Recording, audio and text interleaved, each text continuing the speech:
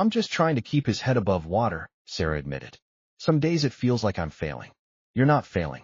You're showing up every day, working 3 jobs, keeping him fed and safe and loved. That's not failing. That's winning the only fight that matters. Sarah smiled, exhausted but genuine. Thank you. For all of this. For protecting him, for including him, for being the men in his life he deserves. He's packed now, Bagel said simply. We protect our pack. First Friday of the following month, the Black Mambas rolled up to the Grandview Cinema with Toby riding behind Jax, both of them laughing about something that had happened at the auto shop that week. The theater had become their unofficial headquarters. Rick had set aside the back section permanently, started stocking the concession stand with their preferred snacks, even installed a plaque on the wall of Theater 7 that read, "Reserved for the Black Mambas MC and Friends." The "and Friends" was Toby's doing. He'd asked if they could bring some kids from his school sometimes, kids who didn't have money for movies, kids who got left out of things. Big Al had agreed immediately and established a fund. One Friday a month, the Mambas would sponsor a group of kids for free movies, popcorn included. Tonight was one of those nights. 8 kids from Toby's school clustered nervously in the lobby, overwhelmed by the theater's grandeur and the sight of 50 bikers in leather vests. Relax, Toby told Marcus, his classmate who'd complimented his bravery months ago. They look scary, but they're basically teddy bears. Big, tattooed, motorcycle-riding teddy bears. I heard they broke up a fight at a bar last month, said Keisha. Yeah, they did. Stopped some drunk guy from hitting his girlfriend. Stayed until the cops came to make sure she was safe. Toby shrugged. They're heroes. You'll see. Big Al approached the group, his massive presence making the kids shrink back slightly. You must be Toby's friends. Welcome. First rule of movie night with the Mambas. We don't tolerate talking during the film unless you're making fun of plot holes. Second rule. Popcorn is communal property. Third rule. If anyone makes you uncomfortable, you tell me immediately, and I handle it. Sound good? The kids nodded, still nervous but warming up. Excellent. Now let's get you all settled. Tonight's feature is Galactic Guardians 3, supposed to be amazing. Toby, you're on snack duty. Make sure everyone's got what they need. Toby took his role seriously, helping the younger kids navigate the concession stand's overwhelming options, explaining which candies were worth it and which were overpriced garbage. Jax watched with quiet pride. He's good with them, Chainsaw observed, sidling up next to Jax. Natural leader, Jax agreed. Gives him responsibility, he rises to it. Think he'll want to join the club when he's older? I think he'll want to do whatever makes him happy. But yeah, I could see it. He's got the heart for it. They filed into Theater 7, the kids interspersed among the bikers, and the usual pre-movie chaos ensued. Arguments about optimal seating position, debates about whether the trailers were worth watching, someone spilling their soda, and 3 people immediately offering napkins. The lights dimmed. The preview started. And for 2 hours and 23 minutes, a group of poor kids from the East Side sat surrounded by people who'd chosen to protect them, watching heroes save the galaxy on a screen bigger than their dreams. During the climactic battle scene, Toby glanced around at his friends, Marcus on one side, Keisha on the other, both of them wide-eyed with wonder, and at the Mambas scattered throughout the rows, just as invested in the film as the kids. This was family, he realized. Not the kind you were born into, but the kind you built. The kind that showed up when it mattered, that stood between you and the people who wanted to make you small, that believed you deserved joy and safety and a seat in the theater of your choice. The movie ended with the traditional explosion and heroic sacrifice. The hero lived. It was that kind of franchise. The post-credit scene teased next year's villain. The kids buzzed with excitement, theories flying. Outside, in the parking lot, parents were waiting to pick up their children. They'd been skeptical when Toby had approached them with the invitation. Motorcycle clubs weren't exactly known for their childcare services, but Sarah had vouched for the Mambas, and Rick had sent official documentation that the club sponsorship was legitimate and supervised. Now, watching their kids emerge from the theater laughing and chattering, surrounded by bikers who were carefully making sure everyone found their correct parent, the skepticism evaporated.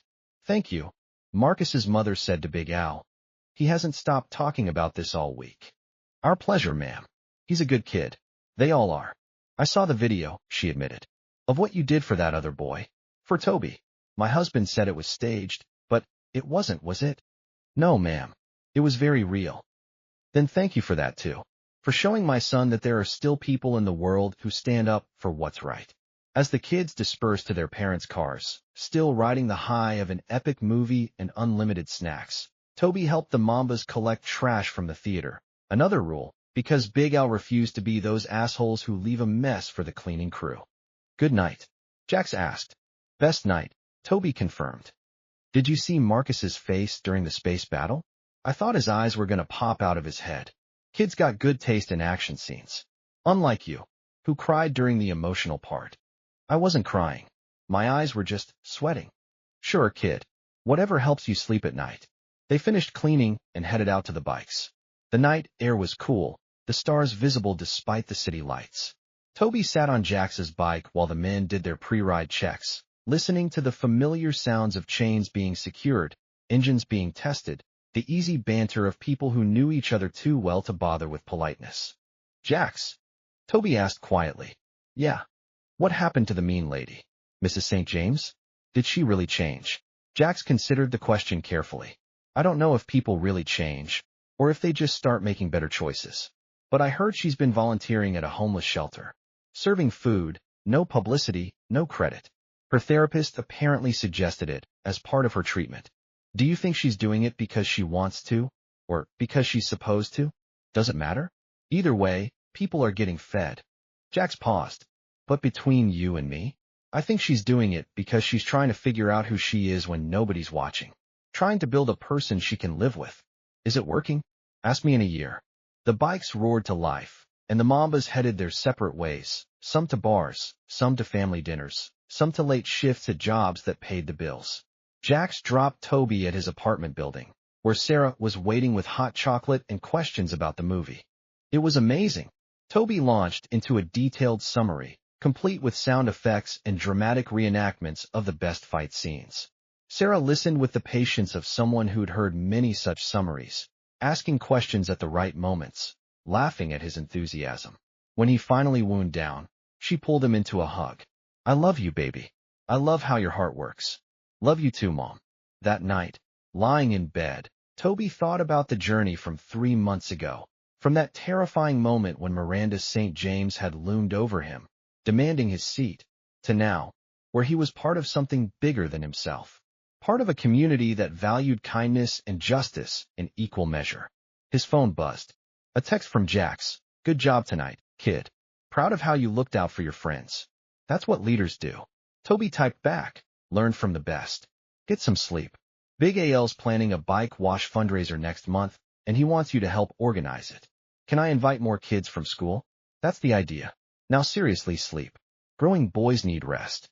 Yes, sir. Toby set the phone aside, smiling in the darkness.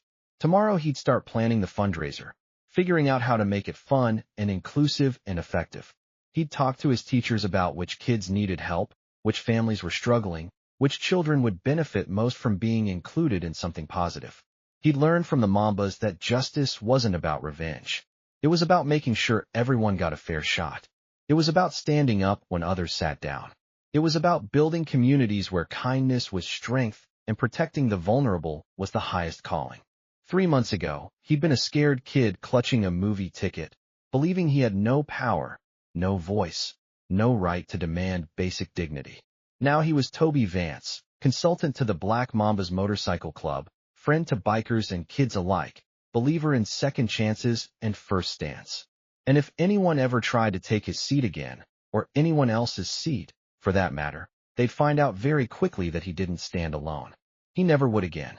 2 years later, Toby stood in front of Morrison's Auto Repair, a camera in his hands, filming Big Al as the older man explained the finer points of carburetor maintenance to a group of teenagers from the youth outreach program the Mambas had established. The program had been Toby's idea, pitched during a club meeting when he was 11. You teach me about bikes and movies and standing up for people, he'd said. But there are lots of kids who need that. We should make it official. Big Al had loved the concept immediately. Within 6 months, they'd established Mambas Mentorship, a program that paired at-risk youth with club members for lessons in mechanics, responsibility, and community service. It had grown beyond anyone's expectations. Local businesses donated tools and supplies. The city provided a grant. News outlets did puff pieces about the tough-looking bikers with hearts of gold. Toby had become the program's unofficial documentarian, filming sessions for their YouTube channel and social media accounts. At 13, he decided he wanted to be a filmmaker, not the Hollywood blockbuster kind, but the documentary kind. The kind that told real stories about real people doing real good. His college fund from Miranda St. James was still sitting untouched, growing with interest, waiting for the day he'd head off to film school. But that was still years away. For now, he had stories to tell. Cut. Toby called out. That was perfect, Big Al. Can we get a close-up of the carburetor now? You're the director, kid. They'd just wrapped the scene when a familiar Mercedes pulled into the parking lot. Toby felt his stomach tense. He'd seen Miranda a handful of times over the past 2 years, usually from a distance, always with the same complicated mix of emotions. But when she stepped out of the car, she wasn't alone. A teenage girl, maybe 16 or 17, was with her, looking uncertain and underdressed for the neighborhood in designer clothes that screamed money. Mrs. St. James, Big Al greeted her carefully. What brings you by? I have a favor to ask, Miranda said. She looked different than she had 2 years ago, still wealthy, still polished, but with softer edges. Less makeup, simpler jewelry, lines around her eyes that suggested she'd been crying recently. This is my daughter, Charlotte. She needs help. Charlotte St. James looked like she wanted to be anywhere else. Her arms were crossed defensively, her expression sullen. What kind of help? Jax asked, emerging from the garage. Miranda took a breath. Charlotte was caught shoplifting last month. Not because she needs anything, God knows we have money, but because she was bored. Because she's grown up believing she's entitled to take whatever she wants. Her voice broke slightly. She's become who I was. And I can't let her go down that path. So you brought her here? Big Al's tone was neutral. I brought her here because you helped me see that consequences matter. That empathy matters. That privilege without responsibility is poison. Miranda looked at her daughter. Charlotte needs to understand what I didn't. That other people aren't props in her story. They're real, with real struggles, and her actions have real impact. Charlotte rolled her eyes. This is so stupid, Mom. I already did community service. You showed up to 3 sessions at a food bank and complained the entire time about the smell. Miranda cut her off. That's not learning. That's checking a box. She turned back to the Mambas. I'm not asking you to be easy on her. I'm asking you to show her what I learned the hard way. That kindness is strength. That helping others is privilege, not punishment. Big Al looked at Charlotte, who was trying very hard to appear bored and unaffected. But he'd seen that look before, on kids who'd been hurt or lost or taught all the wrong lessons about what mattered in life. What do you think, Toby? Big Al asked. You're our consultant on youth outreach. Does she qualify? All eyes turned to Toby. Charlotte's sneer faltered when she realized this skinny 13-year-old with a camera had decision-making power here. Toby studied her for a long moment, remembering what it felt like to be dismissed, to be judged, to be treated like he didn't matter because he didn't have the right clothes or money or status. Yeah, he said finally. She qualifies. But she has to actually want to be here. I can tell when people are faking it. I don't, Charlotte started. 6 months. Toby continued, talking over her. Come here every Saturday. Learn about engines. Help with the youth program. Do actual work. And if at the end of 6 months you still think you're better than everyone, fine. But at least you'll have tried. Charlotte looked at her mother, who nodded encouragingly. Looked at the bikers, who watched with expressions that suggested they'd seen through worse fronts than hers. Looked at Toby, who met her gaze steadily, unflinching. Fine, she muttered. Whatever. Not whatever. Big Al corrected gently but firmly. Yes or no? In or out? We don't do halfway here. A long pause. Then, yes. I'm in. Good. Be here tomorrow at 9 a.m. Wear clothes you don't mind getting dirty. Bring a willingness to listen. Leave the attitude at home. After Miranda and Charlotte left, Charlotte with one last sullen look over her shoulder, the Mambas gathered in a circle, processing what had just happened. Think she'll show up? Chainsaw asked. 50-50, Tiny guessed. She'll show up, Toby said with certainty. She's scared. Scared people either run or fight. She's got too much pride to run. And when she shows up? Jax prompted. We do what you did for me. We show her that she matters, that other people matter, and that the difference between the two is what makes you human. Big L ruffled Toby's hair affectionately. When do you get so wise? I had good teachers. The next morning, at 8:55 a.m., Charlotte St. James's Mercedes pulled into the parking lot. She sat in her car for 3 full minutes, clearly debating whether to drive away. But eventually, she stepped out, wearing jeans and a t-shirt that still looked expensive but were at least appropriate. Toby met her at the door. You're early. That's good. I don't want to be here, Charlotte said bluntly. I know, but you're here anyway. That's what counts. He handed her safety goggles and work gloves. Come on. Big AL's going to teach you how to change oil. It's disgusting and boring, and you'll probably hate it. But you'll feel really good when you're done. Over the following weeks, something shifted in Charlotte. She complained less, listened more, actually asked questions. Toby watched the transformation with fascination, documenting it on camera, not for public consumption, but for his own study of how people changed. One Saturday, 2 months in, Charlotte was helping teach a group of younger kids about tire pressure when one of them, a 9-year-old named David, spilled a container of motor oil all over her jeans. The old Charlotte would have screamed. The new Charlotte, still forming, still fragile, took a breath and said, It's okay. They're just jeans. You okay? You didn't get burned or anything? David shook his head, on the verge of tears. Hey, no crying in the garage. That's the rule. Besides, now we match. Charlotte showed him the oil stains on her own shirt from earlier. We're basically twins. David laughed, relieved, and Charlotte helped him clean up the mess, explaining how to handle spills safely. Toby caught it all on camera. Later, when Charlotte saw the footage, she said quietly, I used to be awful, didn't I? Used to be is the key phrase, Toby said. People can change if they work at it. Is that what you tell yourself? About my mom. Your mom's trying. You're trying. That's all anyone can ask.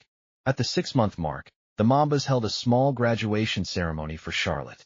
She'd completed her commitment, logged her hours, proven herself reliable and increasingly compassionate. Big Al presented her with a patch, not a full club patch, but an honorary one that read, Mamba's Mentorship Graduate, with her name embroidered underneath. You did good, kid, he said. Real good. You showed up, did the work, and started figuring out who you want to be. That's exactly what this program's about.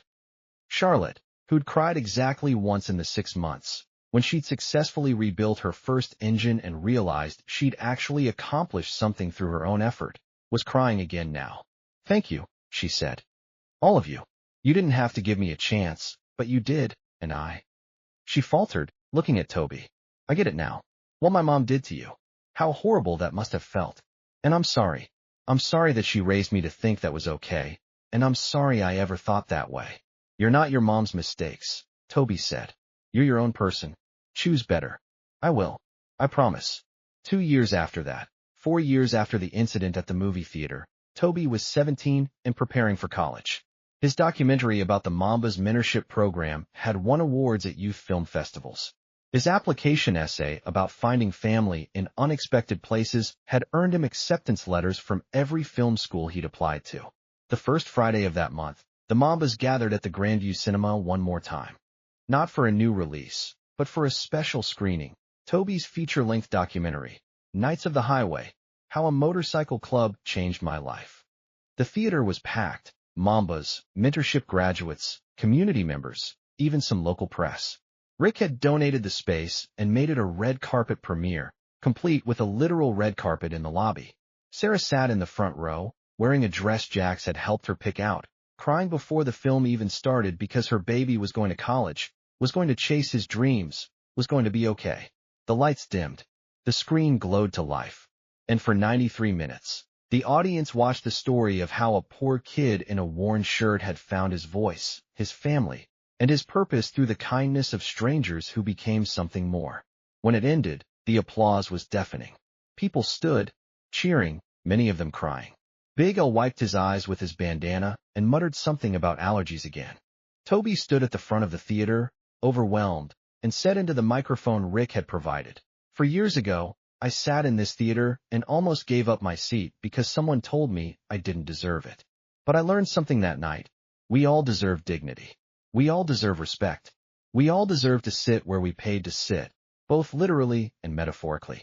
And when we stand up for that, for ourselves and for each other. We build the kind of world where everyone has a place. He looked at the Mambas, his family. Thank you for teaching me that. Thank you for showing me that strength isn't about intimidation. It's about protection. It's about showing up. It's about making sure that kids like me never feel like they don't belong. More applause, more tears, more love than one theater could possibly contain.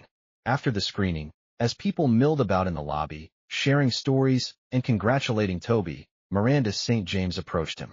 Charlotte was with her, now in college herself, studying social work. That was beautiful, Miranda said quietly. You told our story better than I ever could have. It's not just our story, Toby said. It's everyone's story. Everyone who's ever felt small and found the courage to stand tall. I hope. Miranda paused, choosing her words carefully. I hope somewhere in there, you made room for the possibility of redemption, that we're not forever defined by our worst moments. Toby smiled. I did. There's a whole section about second chances, about how the hardest person to forgive is usually yourself. Thank you for that. And thank you for believing that Charlotte and I could be better. We're all works in progress, Toby said. The important thing is that we're progressing. As the crowd dispersed and the night wound down, the Mambas gathered in the parking lot one last time, bikes gleaming under the streetlights. So, Big L said, next month you'll be in college. Who's going to be our film consultant? Charlotte's interested in movies, Toby suggested. And she owes me for letting her be in the documentary. Deal. But she's got to pass the initiation test, correctly predicting which characters die in the next Marvel film. That's impossible. Exactly. Builds character. They laughed, these men and this boy who'd grown into a young man. These unlikely family members who'd found each other in a dark theater and decided to make light. Jax pulled Toby aside as the others prepared to ride out. You ready for what's next? Scared out of my mind, Toby admitted. But yeah, I'm ready. Good. Fear means you're taking it seriously. Just remember, you're not going alone. We're always here. Always. I know.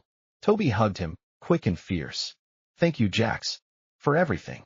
Thank you for reminding us why we do this. Why we ride. Why we protect. Why we show up. Jax's voice was rough with emotion. You made us better, kid. Don't forget that. As the motorcycles roared to life and dispersed into the night, Toby stood with his mother, watching the taillights disappear, feeling the weight of everything that had brought him to this moment. For years ago, he'd been a scared 10-year-old who'd almost given up his seat because someone told him he didn't matter. Now he was a filmmaker, a storyteller, a believer in justice and second chances and the power of community to transform lives. He'd learned that family wasn't always blood, that strength came in unexpected packages, that standing your ground was the first step to finding your people, and that sometimes the greatest gift you could give someone was believing they deserved better and helping them believe it too. The theater lights went dark behind them. Another chapter closing, another beginning just around the corner. Toby took his mother's hand, and they walked toward the future together, surrounded by the echoes of engines and the promise of tomorrow. But now you don't have a job. Then I'll find another one, Elena said, with more confidence than she felt. But you know what I couldn't find? Another you. You matter, Sammy. You matter more than that job, more than that horrible man. Okay. Sammy's eyes filled with tears that had nothing to do with the rain. He threw his arms around Elena's neck, and she held him, this child she'd known for less than an hour, while the storm raged around them. When she finally pulled back, she made a decision. Where do you usually stay? Sammy's expression shuddered. Around. That's not an answer, honey. There's an overpass. Near the park. Some of the other kids stay there. It's dry. Mostly. Elena's heart broke all over again.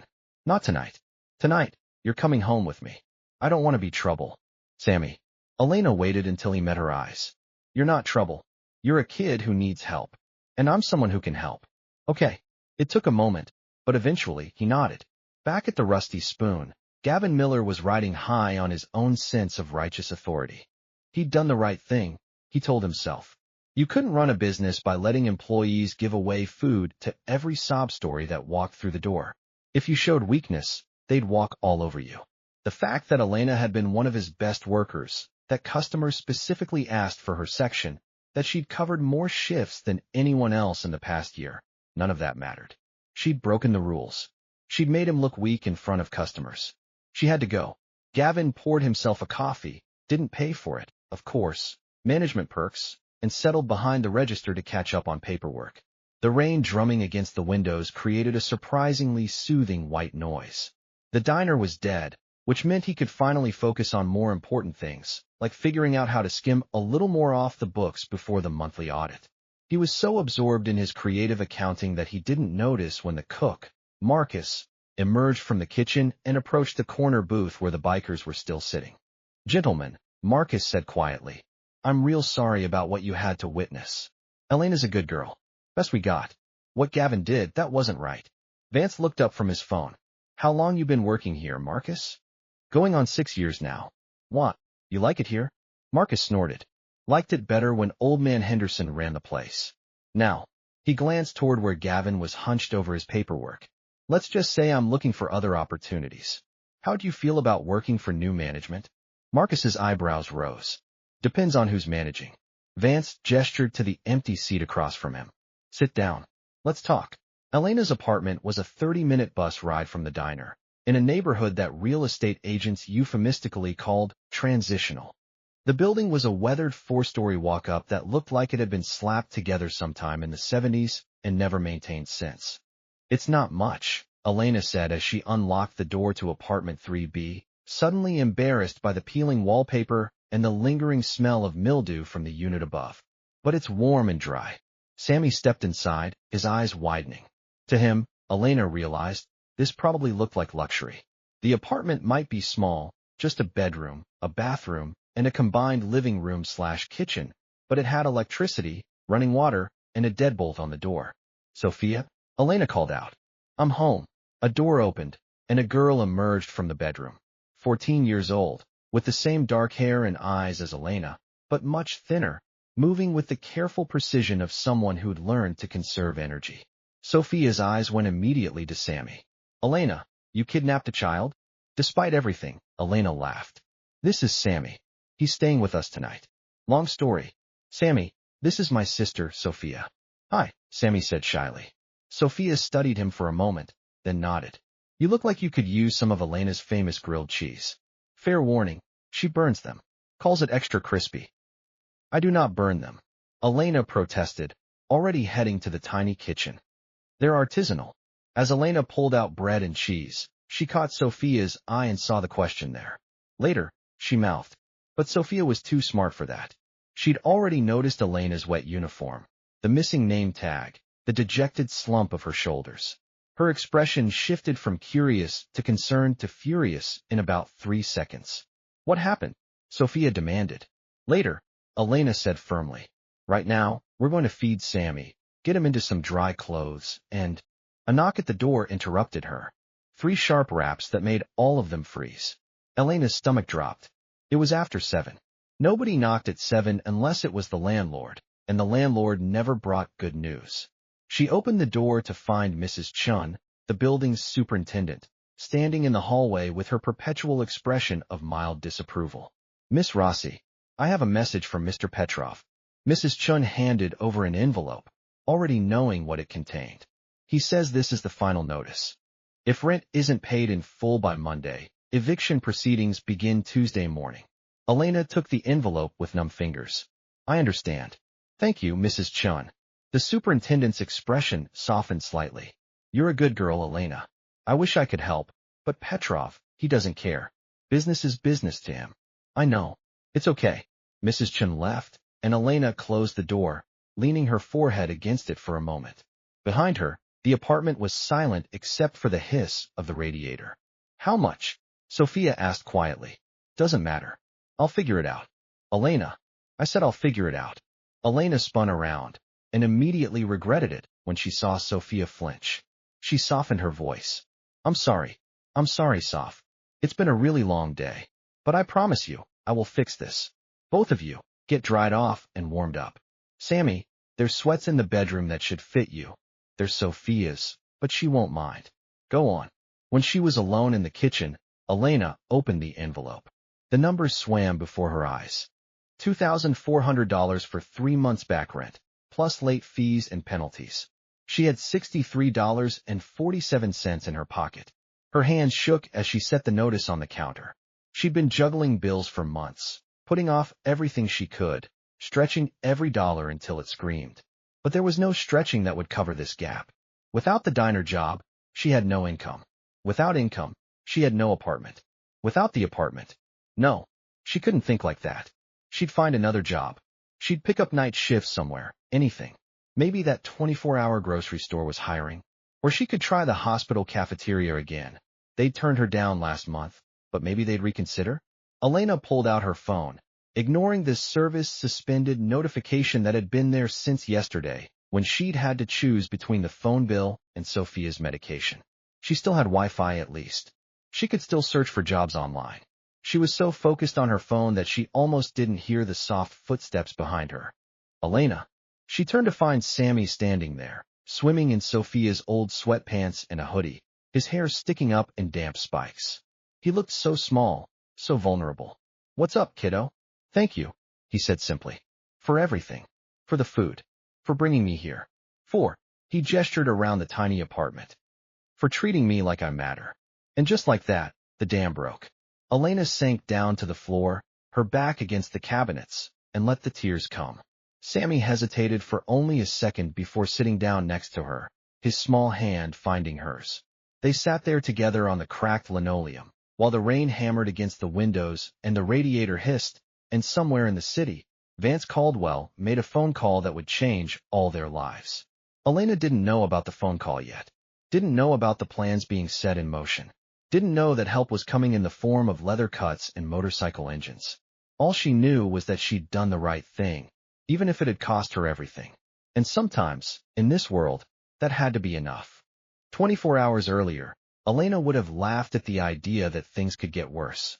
But she'd underestimated the universe's capacity for cruelty. At 9 a.m. the next morning, she woke to the sound of Sophia vomiting in the bathroom. By the time Elena reached her, Sophia was slumped against the toilet, her skin clammy and gray. "Blood sugar?" Elena asked, already reaching for the glucose meter. "Crashed overnight," Sophia managed between heaves. "I tried to, but we're out of the fast-acting." Because they couldn't afford to refill it. Because Elena had bought Sammy a burger instead. No, she couldn't think like that. Wouldn't think like that. Okay, it's fine. We've got orange juice. Drink this." Elena pressed a glass to Sophia's lips, her own hands shaking. "Small sips. That's it." Sammy appeared in the doorway, his eyes huge with worry. "Is she okay?" "She will be," Elena said with more confidence than she felt. "Sammy, can you grab the blanket from the couch?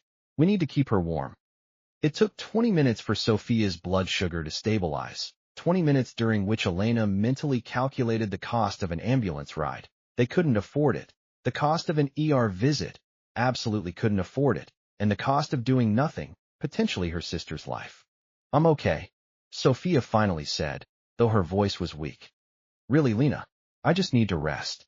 Elena helped her back to bed, tucking the blankets around her with the kind of fierce gentleness that mothers usually reserved for newborns. "You're staying home from school today. I have a test. I don't care if you have an audience with the Pope. You're staying home."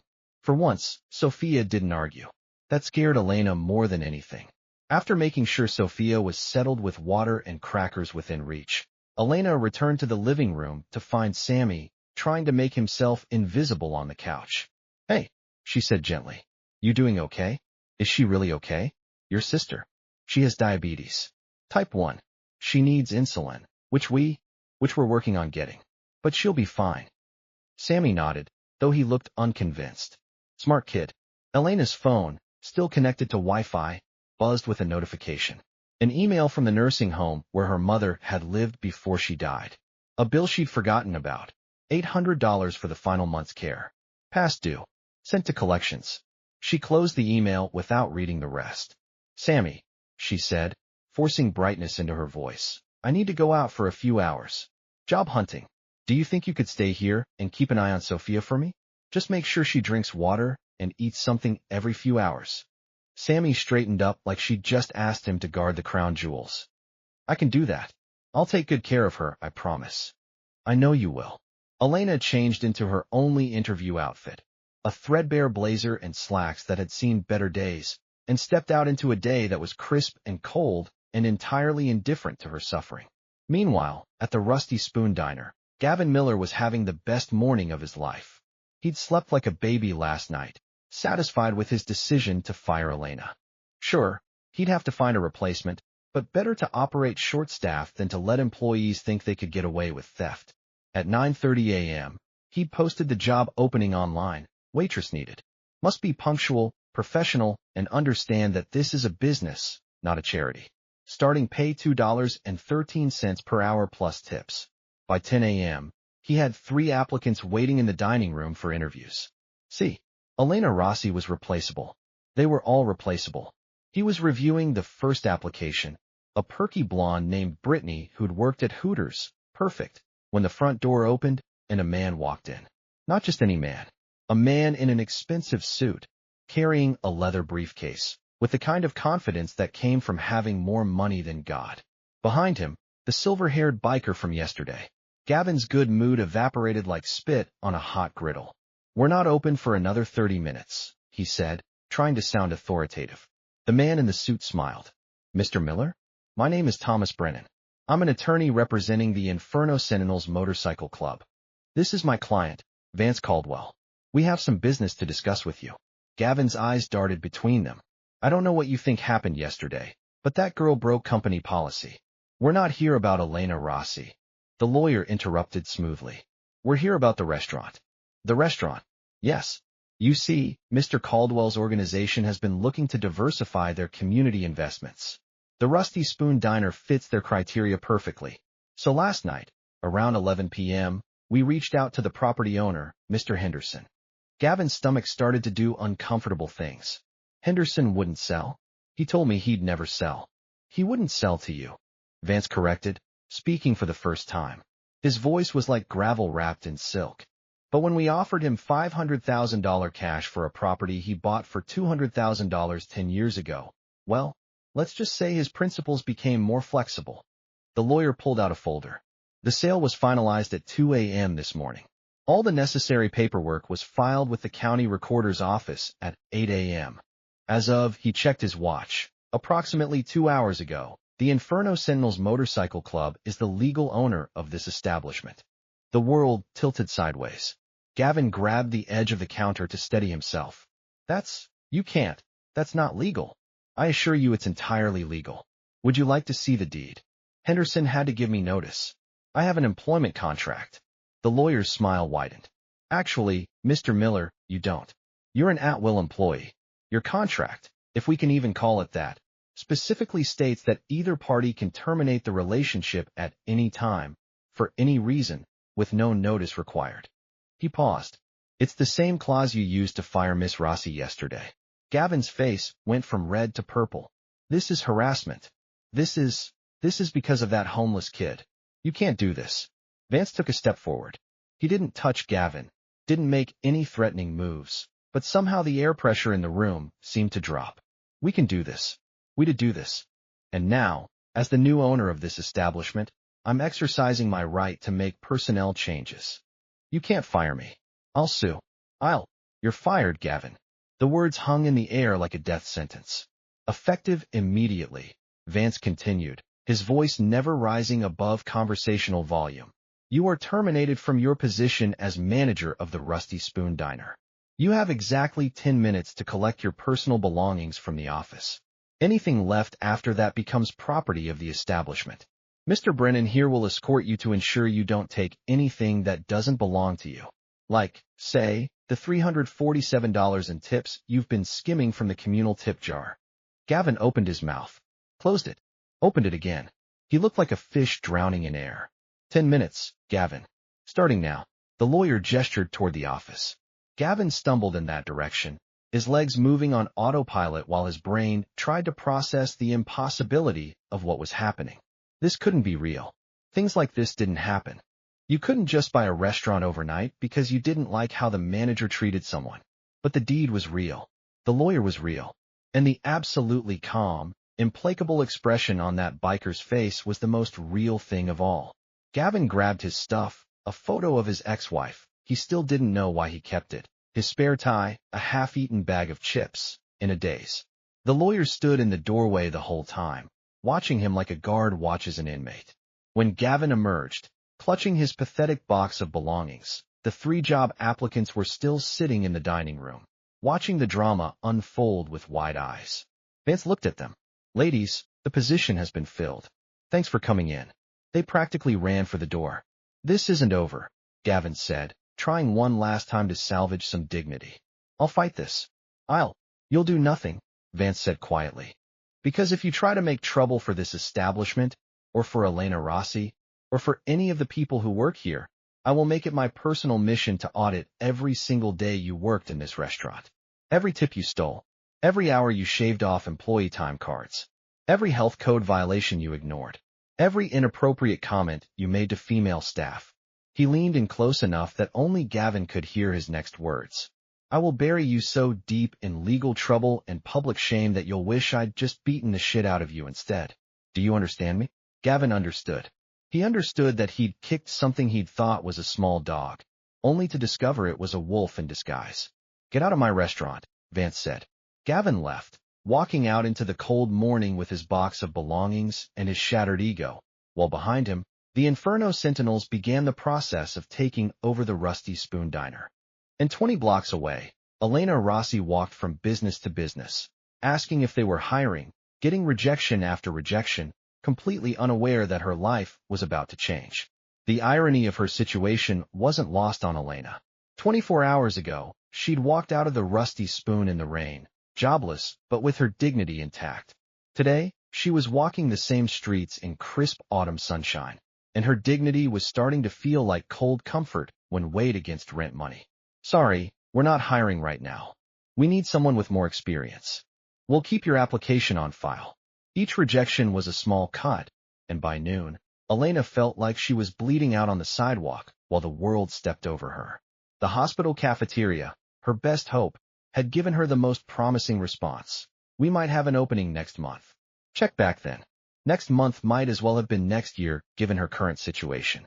She found herself back in the neighborhood where the Rusty Spoon was located, drawn there by some masochistic impulse to see what she'd lost. The lunch rush would be starting soon.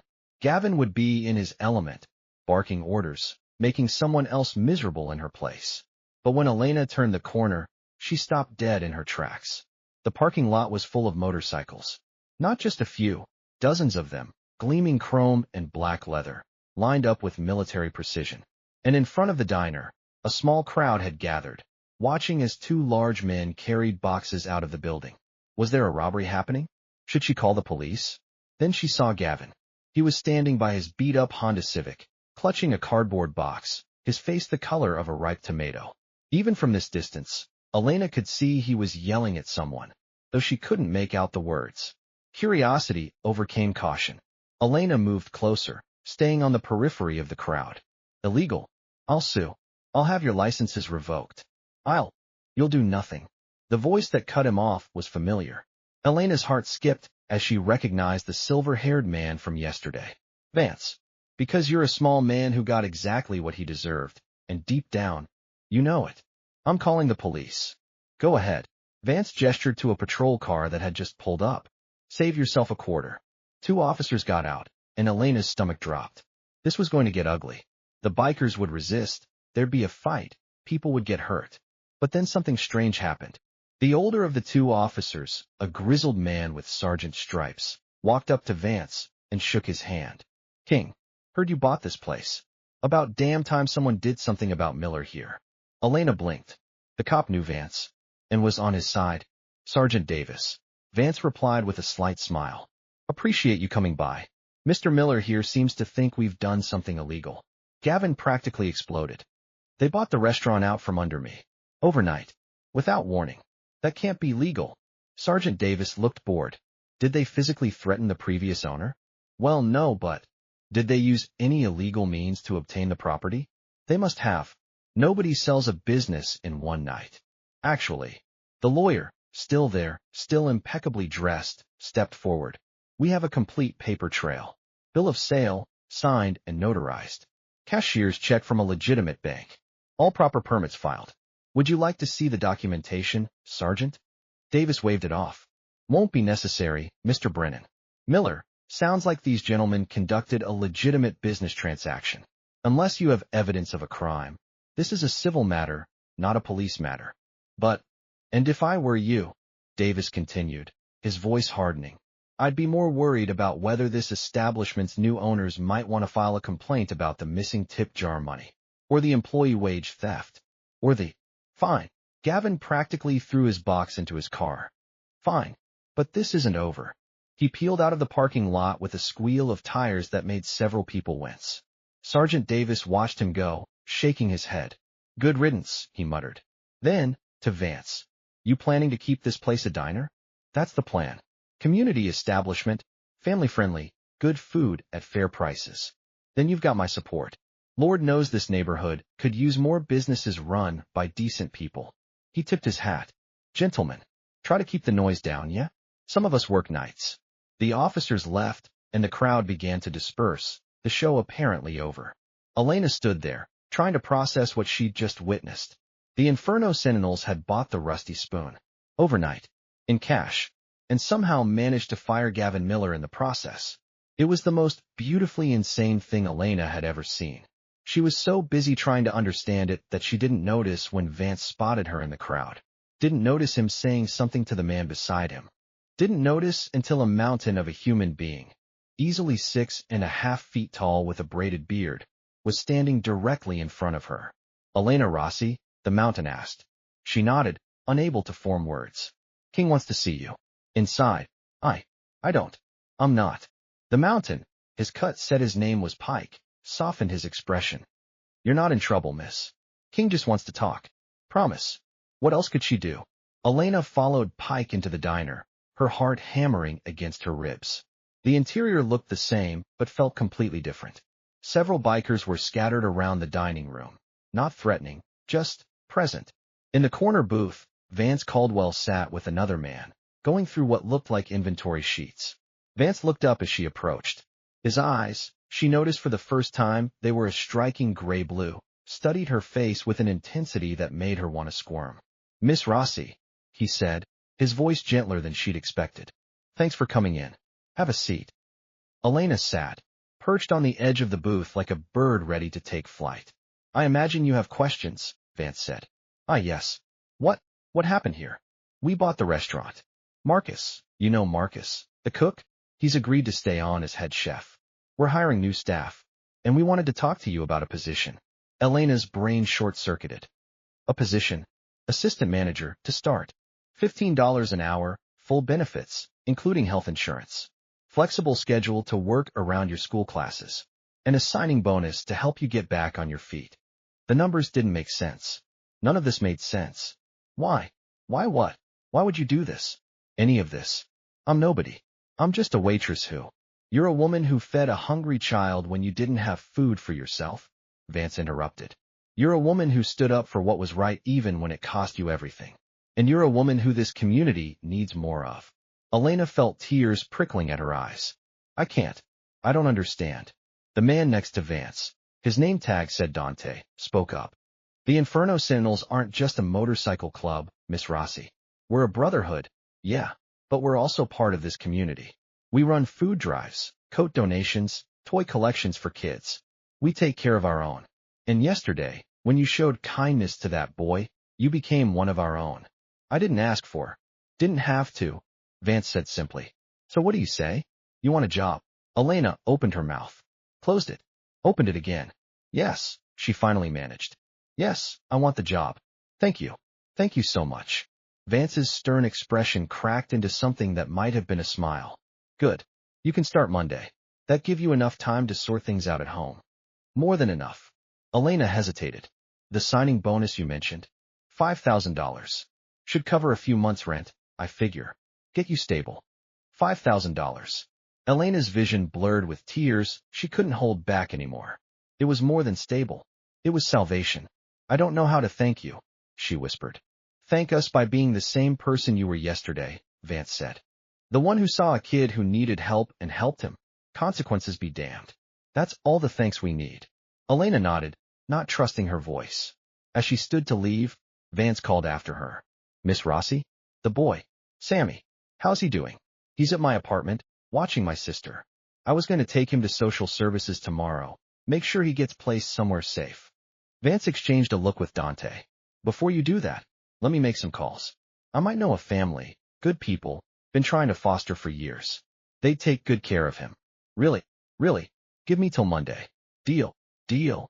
Elena walked out of the Rusty Spoon in a daze, past the rows of motorcycles, past the curious onlookers, into the afternoon sunshine that suddenly seemed a lot brighter than it had an hour ago. She pulled out her phone, connected to the diner's Wi-Fi, and sent Sophia a text. Everything's going to be okay. I got a job. A real job. Coming home soon. The reply came seconds later. About time you got some good luck. We were starting to worry God had it out for you. Elena laughed, actually laughed, for the first time in weeks.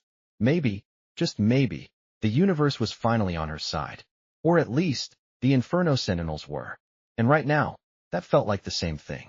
Henderson lived in a modest ranch house in the suburbs, the kind of place where retired men spent their days watching game shows and complaining about property taxes. At 11:30 p.m. on a Thursday night, the last thing he expected was a knock on his door. The last thing he expected even more was to open that door and find 6 members of the Inferno Sentinels standing on his porch. Jesus Christ! Henderson stumbled backward, his hand going to his chest. Are you trying to give me a heart attack? Mr. Henderson, Vance said calmly, making no move to enter. Sorry for the late visit. We need to talk about the Rusty Spoon. Henderson's eyes darted between the bikers, his mind racing through every possible reason they might be here. Protection racket? Had someone been dealing drugs out of his restaurant? Was this about that time he'd asked a group of bikers to keep it down? It's not trouble, Vance said, reading his panic. It's business. Can we come in? Henderson hesitated, then stepped aside. What else could he do? You didn't say no to the Inferno Sentinels, not if you wanted to wake up with all your teeth intact. They filed into his living room, all except 2 who remained on the porch, standing guard. Vance settled into Henderson's recliner like he owned it, while the others found perches around the room. Mr. Henderson, Vance began. How long have you owned the Rusty Spoon? 10 years. What? And you sold it 6 months ago to a corporate group.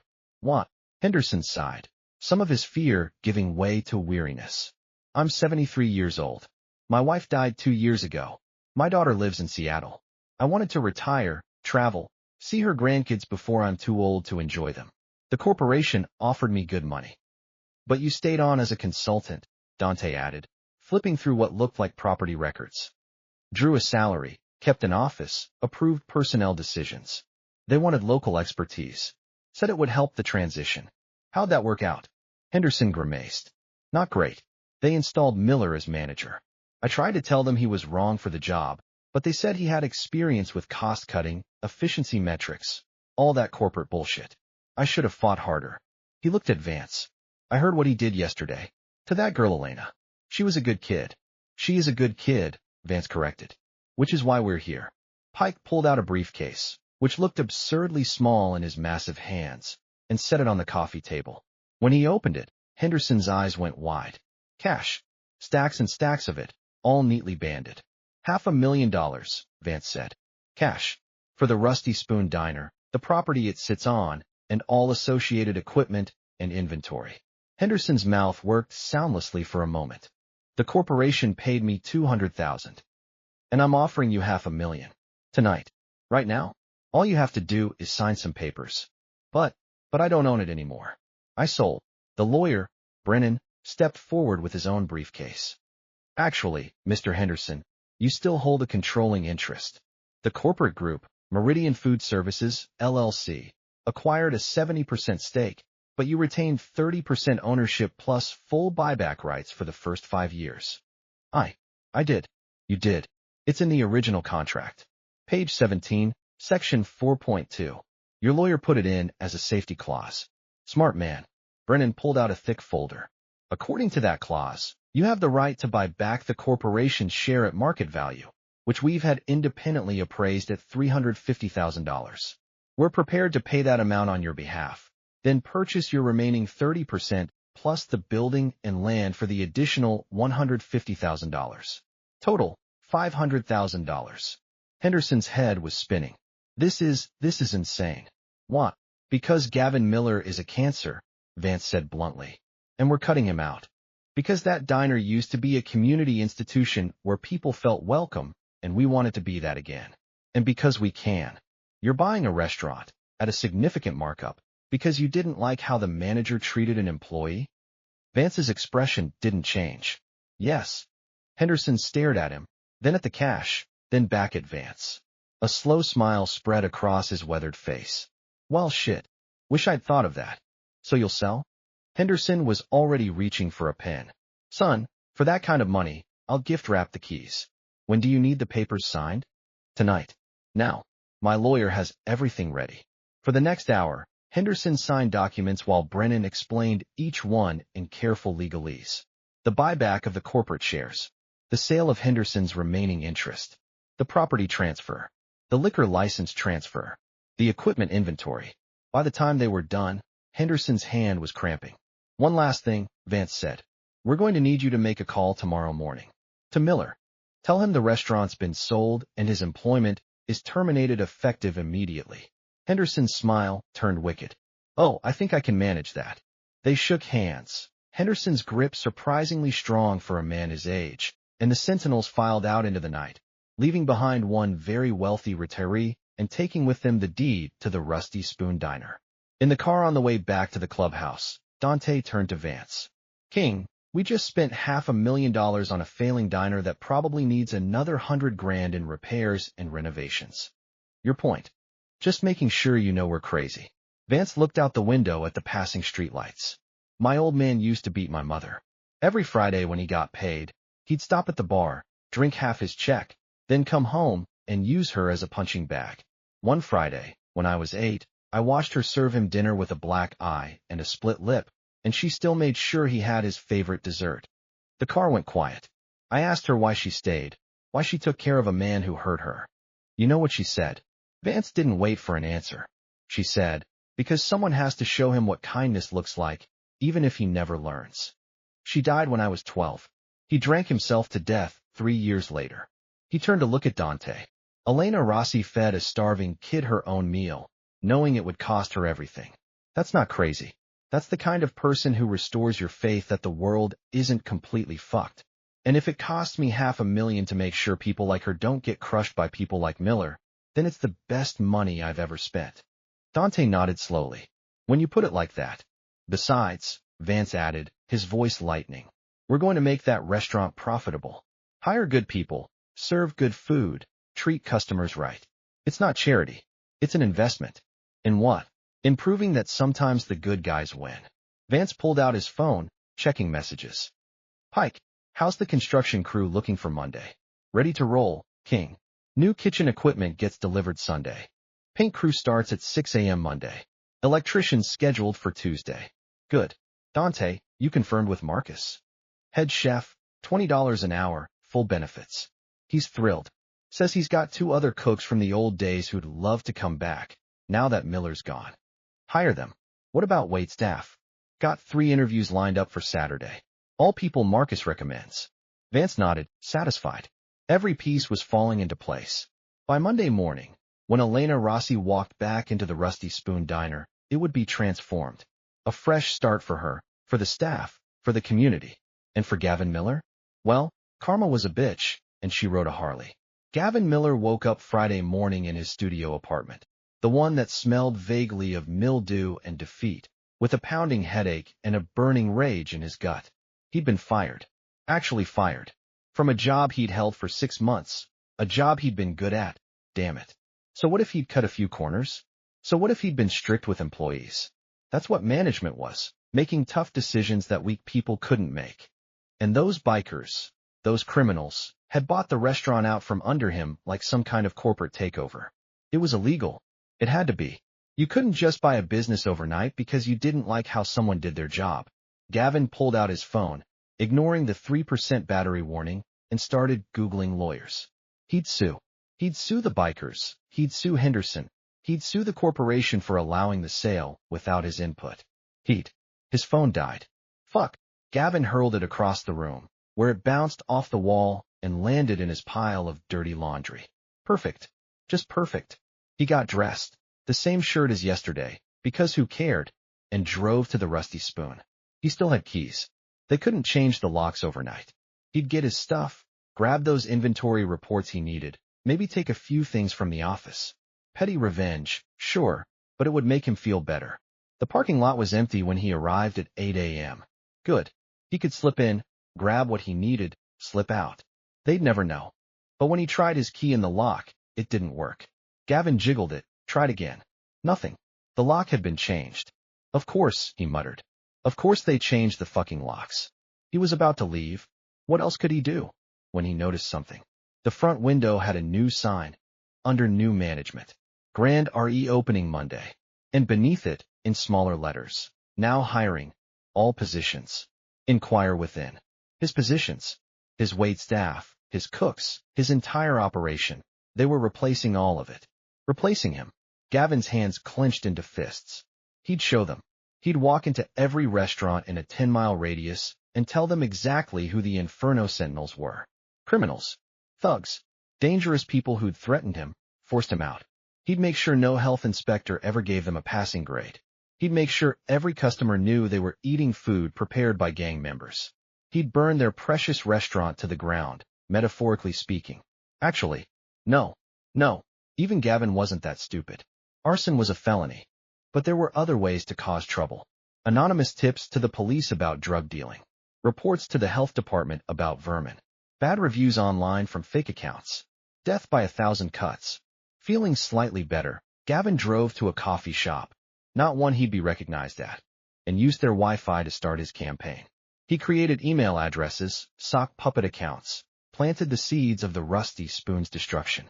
By noon, he'd submitted complaints to 5 different city agencies, posted scathing reviews on 3 different platforms, and even sent an anonymous tip to a local news station about gang activity at the diner. It felt good. It felt like power. What Gavin didn't know was that one of the employees using the coffee shop's Wi-Fi was actually Razor from the Sentinels, keeping an eye on him. What Gavin didn't know was that every email he sent, every account he created, every lie he posted was being documented, screenshotted, and sent to a very patient lawyer named Thomas Brennan. What Gavin didn't know was that he was building a perfect case for harassment and defamation against himself. But he'd find out soon enough.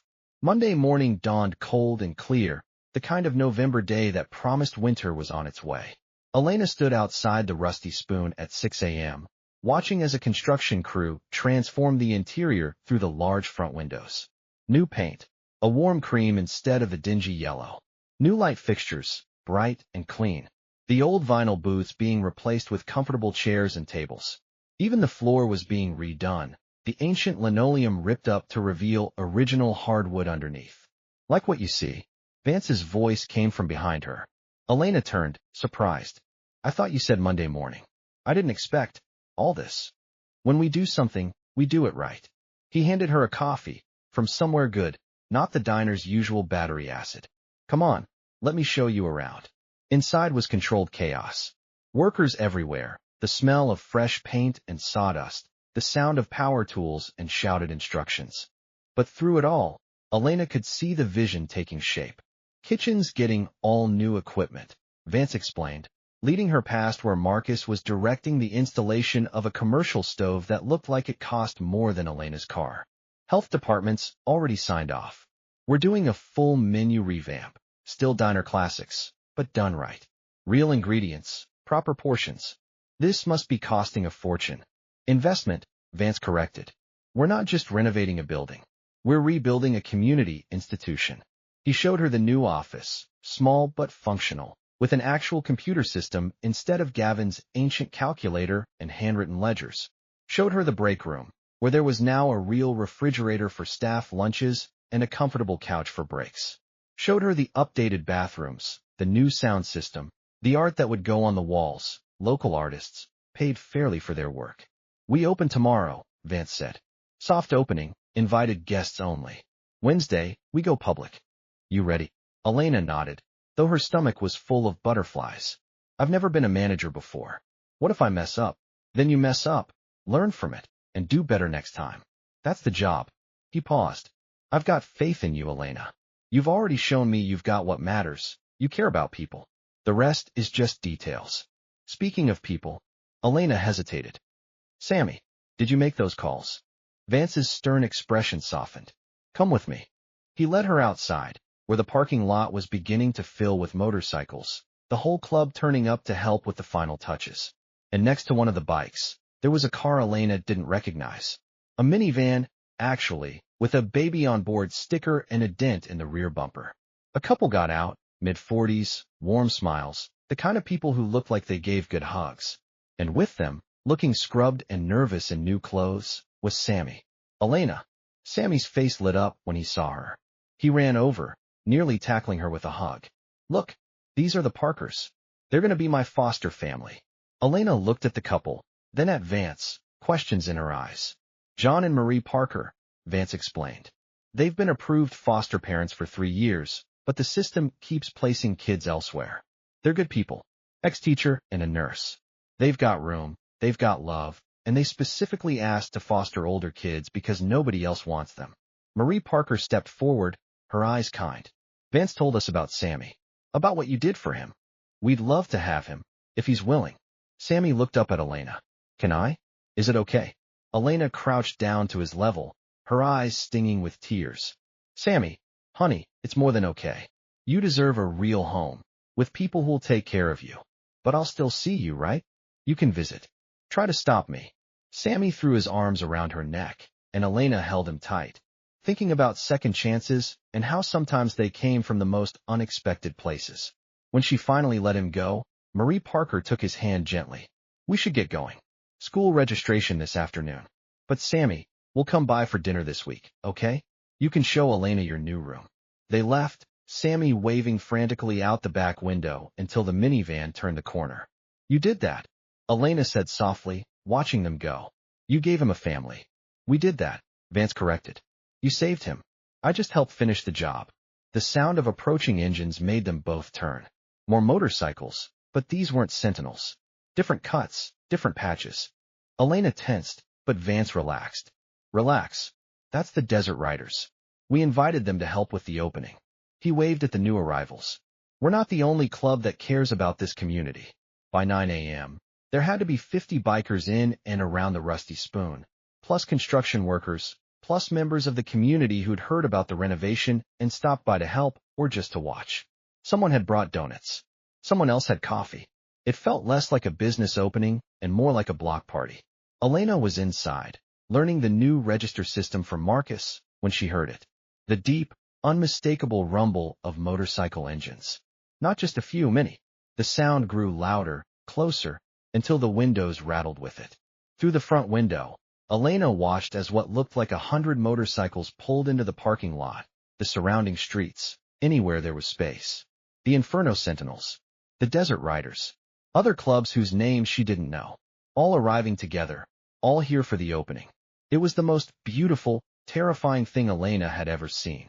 And then, cutting through the crowd like a shark through water, she saw a familiar beat-up Honda Civic. Gavin. He parked on the street, got out of his car, and stood there staring at the assembled bikers with an expression of pure, undiluted terror. Vance saw him too. A slow smile spread across his face. Gentlemen, he called out, his voice carrying over the crowd.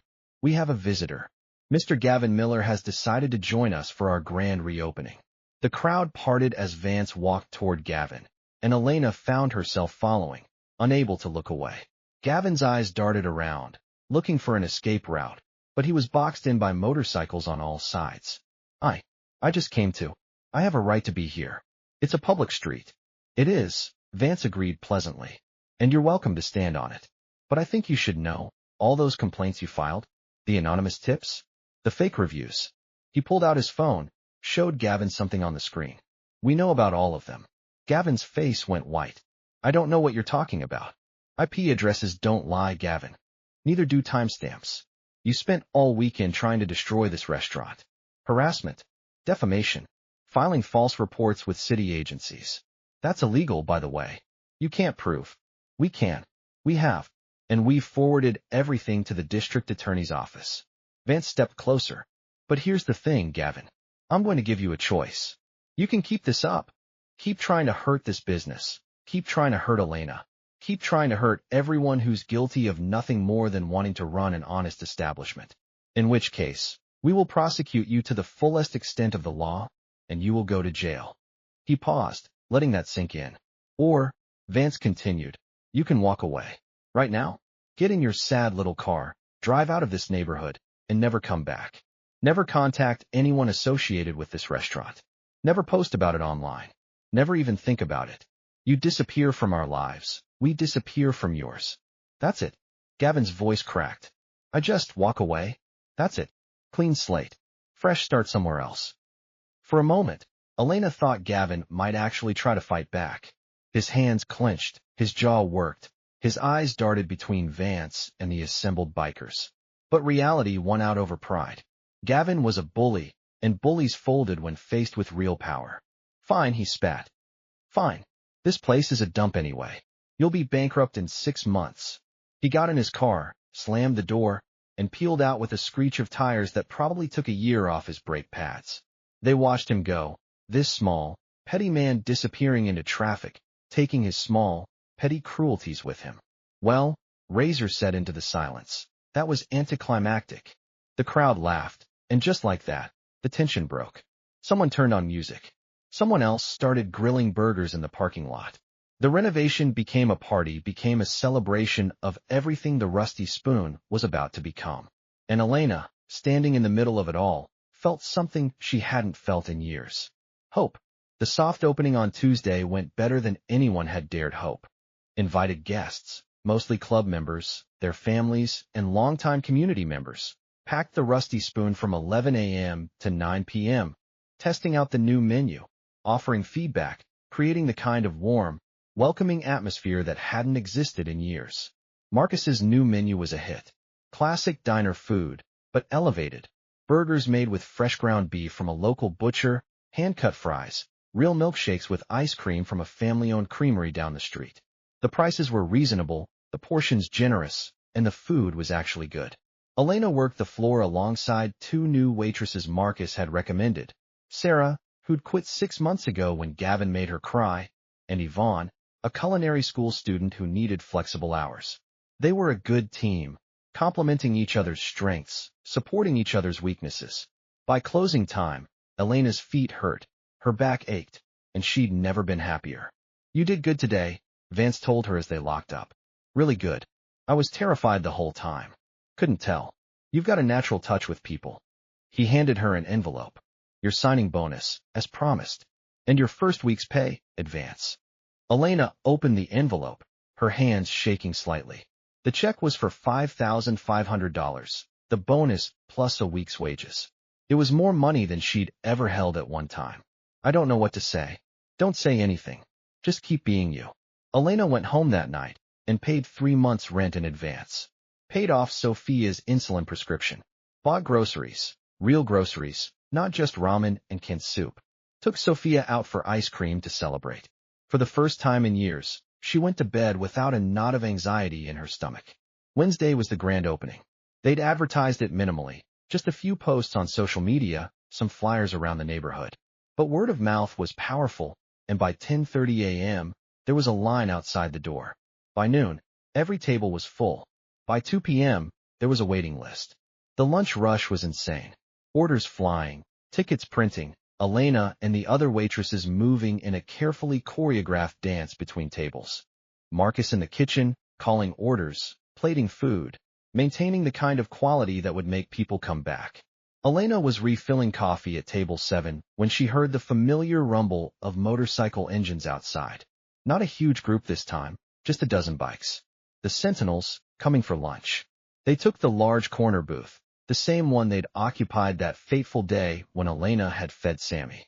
Vance caught her eye and nodded. She nodded back, filled with a gratitude she couldn't put into words. The afternoon crowd was even busier than lunch. Families with kids, elderly couples, students from the community college, people who'd heard about the new ownership, about the food, about the feel of the place. At 4 p.m., a health inspector showed up unannounced. Elena's heart sank. Were those fake complaints Gavin had filed going to cause trouble after all? But the inspector walked through, checked the kitchen, reviewed their permits, and actually smiled. Everything's in order. Better than in order, actually. This is what a restaurant should look like. You'll get your certificate in the mail. As he left, He nodded respectfully to Vance. King. Inspector Martinez. No explanation needed. In this community, the Sentinels had built relationships, earned respect. They weren't perfect, but they were known. They were part of the fabric of the neighborhood. By 7 p.m., Elena was running on pure adrenaline. Her section was full, and she'd just taken orders from a family of 6 when she heard her name. Elena. She turned to find Sophia standing in the doorway, looking uncertain. Behind her, in his new clothes with his hair neatly combed, was Sammy. And behind him, the Parkers. Surprise. Sammy announced. We came for dinner. Elena felt tears prickling her eyes. You came. Of course we came, Marie Parker said warmly. Sammy's been talking about this place nonstop, and we wanted to support you. Elena seated them in her section. She wouldn't have it any other way, and watched as Sammy excitedly explained the menu to his new foster parents.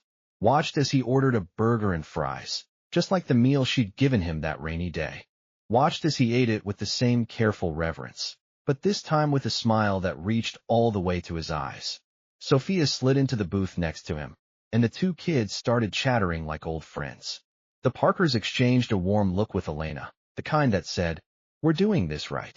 When Elena delivered their food, Marie pulled her aside. Thank you, she said quietly, for seeing him, for caring when no one else did. You gave him hope, and hope changed everything. I just gave him a burger.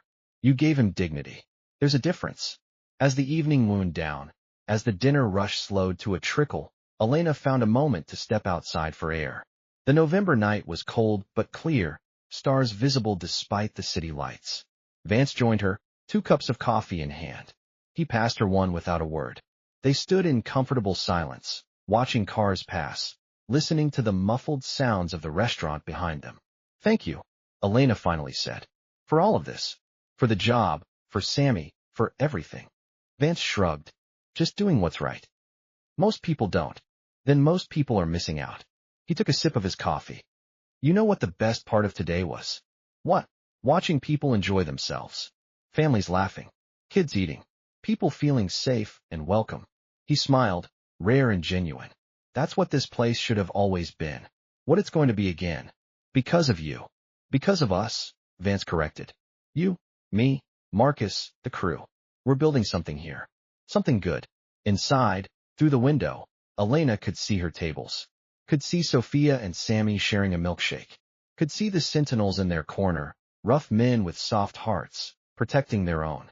Could see the future she'd almost lost, now spread out before her full of possibility. I want to make a toast, she said suddenly, raising her coffee cup. Vance raised his. To what? To second chances. To people who help when they don't have to. To restaurants that feel like home. She paused, her voice thick with emotion. To Hell's Angels in leather jackets. Vance laughed, a sound like thunder rolling across the plains. To all of that. And to you, Elena Rossi, for reminding us all what kindness looks like. They clinked their coffee cups together, steam rising into the cold night air, while inside the Rusty Spoon Diner, under new management, under new heart, life went on. The following Monday, exactly 1 week after Elena had started her new job, she arrived at the Rusty Spoon to find Vance sitting in the office with a man in an expensive suit. Elena, Vance called when he saw her. Perfect timing. Come in, shut the door. Elena's stomach dropped. The last time someone had called her into an office and told her to shut the door, she'd been fired. But Vance's expression was calm, even pleased. This is Richard Torres, Vance explained. He's a social worker with Child Protective Services. Elena's heart rate spiked. Is Sammy okay? Did something happen with the Parkers? Sammy's fine. Torres assured her quickly. Better than fine, actually. The Parkers have formally applied to adopt him. But I'm here about something else. He pulled out a file. I understand you have a 14-year-old sister, Sophia, who you're the sole caregiver for? Yes. Our mother passed away 2 years ago. There's no other family. Torres nodded. And you're 24, working full-time while attending nursing school part-time, correct? Yes. Elena's hands clenched. If this is about money, I can provide for her. I have a good job now, stable income. Miss Rossi, Torres interrupted gently. I'm not here to take your sister away. I'm here to help you. Elena blinked. Help me. The state has programs for kinship caregivers, family members caring for minors. You qualify for financial assistance, healthcare coverage for Sophia, educational support. You should have been receiving these benefits for 2 years, but somehow you slipped through the cracks. I tried to apply, right after Mom died. But the paperwork was so complicated, and they said I needed documentation I didn't have, and then I gave up. Torres smiled. Let's not give up this time. Mr. Caldwell here called me, explained your situation. I've reviewed your case, and you qualify for approximately $800 a month in caregiver support, plus full Medicaid coverage for Sophia. Retroactive to when you first applied. Elena did the math in her head. 2 years of back payments. That's almost $20,000. 19,200, to be exact. It'll take a few weeks to process, but the money is yours. You've been entitled to it all along. Elena sank into a chair, her legs suddenly unable to support her. I don't understand. Why now? Why you? Torres glanced at Vance. Mr. Caldwell is very persuasive. He also happens to know a few people in the county office who owed him favors. He called them. They called me. And here we are. You did this. Elena turned to Vance. Why? Vance shrugged, uncomfortable with the direct gratitude. You've been carrying a weight that isn't yours to carry alone. This helps distribute the load. But, no buts. Take the help, Elena. You've earned it. Torres pulled out a stack of forms. Let's get you officially set up in the system, shall we? And Miss Rossi? For what it's worth, the number of young adults willing to take on guardianship of a sibling is vanishingly small. Most kids Sophia's age end up in foster care. What you've done, keeping your family together under incredibly difficult circumstances. That's heroic. Elena filled out forms through blurry eyes, her hands shaking so badly that Torres had to help her with some of the signatures. When it was done, when Torres had left with promises to expedite everything, Elena turned to Vance. I can never repay you for this. Don't want you to, just want you to thrive. He stood, preparing to leave, then paused. Actually, there is one thing you can do for me. Anything. That corner table, where we usually sit. I want you to make sure there's always space for kids who are hungry. No questions asked. If they can pay, great. If they can't, it's on the house. Can you do that? Elena smiled through her tears. I can do that. Then we're square. The weeks that followed fell into a comfortable rhythm. The Rusty Spoon thrived under its new management. Marcus hired 2 more cooks. Elena brought on another waitress. They added breakfast service, then late-night hours for the college crowd. Reviews started appearing online, real ones, from actual customers. 4 stars. 5 stars. Words like welcoming, delicious, affordable, community-focused. Sophia's health stabilized with regular insulin and proper medical care. She started gaining weight, her color improved, her energy returned. She even started helping out at the restaurant on weekends, running the register with the kind of efficiency that made Elena both proud and slightly terrified. Sammy became a regular fixture too, the Parkers bringing him by at least twice a week. He'd grown 2 inches, his cheeks had filled out, and he smiled more easily now. He'd even started calling Marie and John Mom and Dad, tentatively at first, then with increasing confidence. One Saturday afternoon, the Parkers came in with big news. The adoption's been approved, Marie announced, her eyes shining. Sammy's officially ours. The restaurant erupted in applause. Marcus came out of the kitchen to shake their hands. The Sentinels, who'd been having coffee in their usual corner, raised their cups in salute. Sophia hugged Sammy until he squeaked. And Elena, watching this child who'd been invisible to the world finally being seen, finally being loved, finally having a home, felt something in her chest unfurl and bloom. This was what it was all about. Not revenge, not even justice. Just people taking care of people, creating ripples of kindness that spread outward in ways you could never fully predict. 3 months after the grand reopening, on a frozen February morning, Elena arrived at work to find an envelope taped to the office door. Her name was written on it in Vance's angular handwriting. Inside was a check, her bonus, the back pay from CPS, everything she'd earned. She'd planned to use it to catch up on bills, maybe put some in savings. But there was also a note. Elena, the restaurant's doing well enough that we're looking to expand. There's a property 2 neighborhoods over, another failing diner, another shitty manager, same story we fixed here. We want to buy it, renovate it, run it the same way. We want you to manage it. Full partnership stake. 50% ownership. Your name on the deed. Think about it. Let me know. V. Elena read it 3 times, certain she was misunderstanding. But the words didn't change. Partnership. Ownership. Her own restaurant. She walked out to find Vance at his usual table, reading the newspaper like this was any other morning. Are you serious? She demanded. He looked up, expression neutral. About what? Don't play dumb. This. She waved the note. Partnership? My name on the deed. Dead serious. You've proven yourself here. You understand what we're trying to build. And you've got skin in the game. You care about people, not just profits. But I don't have the money for sweat equity, Vance interrupted. You put in the work, you get the ownership. Simple as that. Elena sank into the booth across from him, overwhelmed. Why me? Because that day, when you fed Sammy, you showed me something I'd almost stopped believing existed. Pure goodness, without any expectation of reward. Without any angle or hustle. Just kindness. He folded his newspaper carefully. The world needs more people like you in positions of power. So I'm putting you there. What if I fail? Then you fail. Dust yourself off. Try again.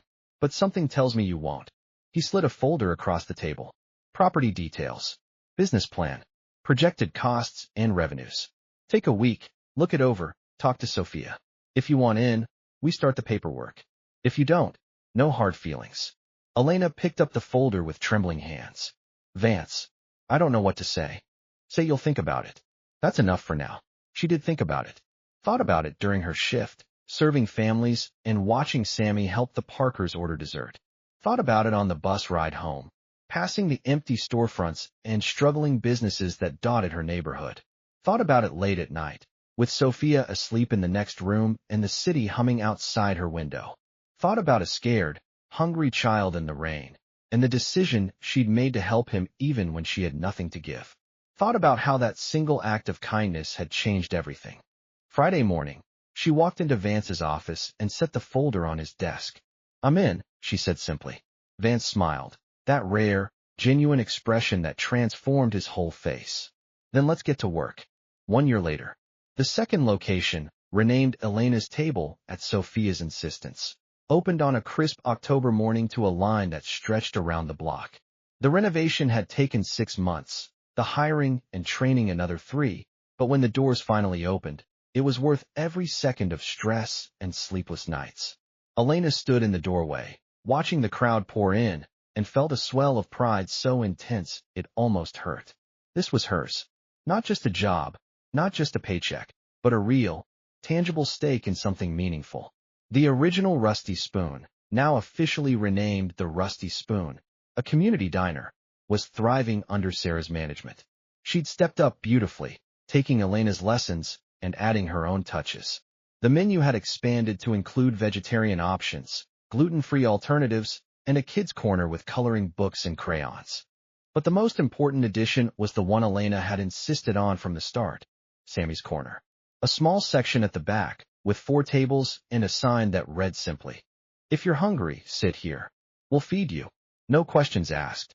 It had started as Elena's promise to Vance, but it had become something bigger. Word spread through the homeless community, the struggling families, the kids who fell through society's cracks. Every day, at least a dozen people sat in Sammy's Corner and ate a hot meal, often their only meal of the day. Some paid what they could, $1, some quarters, whatever they had in their pockets. Others couldn't pay at all, and that was okay too. The policy was simple, everyone eats. The Sentinels covered the cost of Sammy's Corner without complaint. It was, Vance said, the cheapest and most effective community outreach program they'd ever run. And every week, without fail, a 10-year-old boy named Sammy Parker came in with his adoptive parents and volunteered for an hour. He'd bring water to the tables, clear dishes, talk to the other kids who wandered in looking lost and scared. I was them, he'd told Elena once, with the kind of wisdom that seemed far too old for his years. I know what it's like to be invisible, so I'm going to make sure they feel seen. On this particular October morning, as Elena supervised the chaos of a new opening, Sammy appeared at her elbow. Elena, did you hear? I made honor roll. She crouched down to hug him. This child who'd been starving in the rain a year ago and was now thriving. I heard. Your parents sent me a picture of your report card. I'm so proud of you. I couldn't have done it without you. Without all this. He gestured around the restaurant.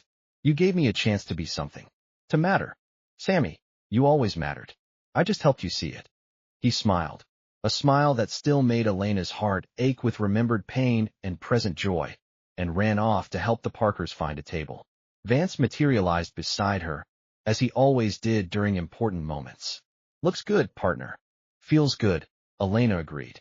Terrifying, but good. Best things usually are.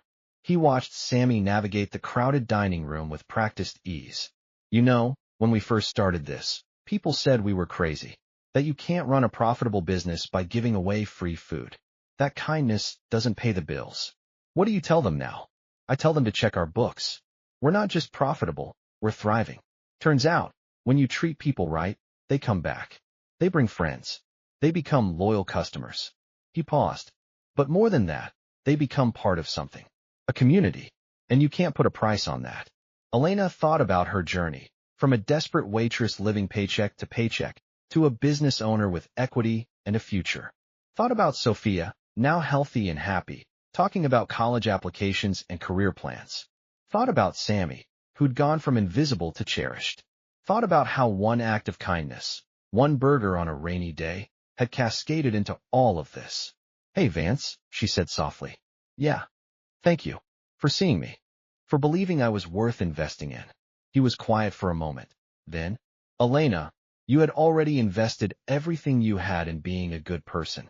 I just made sure you got a return on that investment. They stood together, watching the restaurant fill with families and friends and strangers who would become regulars, while outside the motorcycles lined up in neat rows, the sentinels, here to support one of their own. Because that's what they did. They protected their community. They looked after the vulnerable. They proved, every single day, that sometimes the people society fears are the ones most capable of profound kindness. In the corner, Sammy was showing a new kid, couldn't be more than 6, dirty and scared, where Sammy's corner was explaining, in his patient way, that here you were safe. Here you mattered. Here someone would always make sure you had enough to eat. The cycle continuing, the kindness spreading, the ripples reaching farther than anyone could measure. 3 months later, during a quiet Tuesday lunch service, Elena got a phone call. The kind that makes time stop. Miss Rossi? This is Dean Patterson from the nursing program at State University. I'm calling about your application for readmission. She'd applied on a whim, never really expecting anything. She'd been out of school for 3 years, her transcripts were a mess, her finances were still recovering. But apparently, none of that mattered as much as the letter of recommendation Vance had written, or the one from the Parkers, or the testimonial from the dozen kids who'd eaten in Sammy's corner and wanted to thank the woman who'd made it happen. And we'd like to offer you a full scholarship for the Accelerated RN program, starting in January. You'd be able to complete your degree in 2 years while maintaining your current employment. Elena, standing in the office of her own restaurant, surrounded by the life she'd built from ashes and hope, said yes. Said yes to second chances.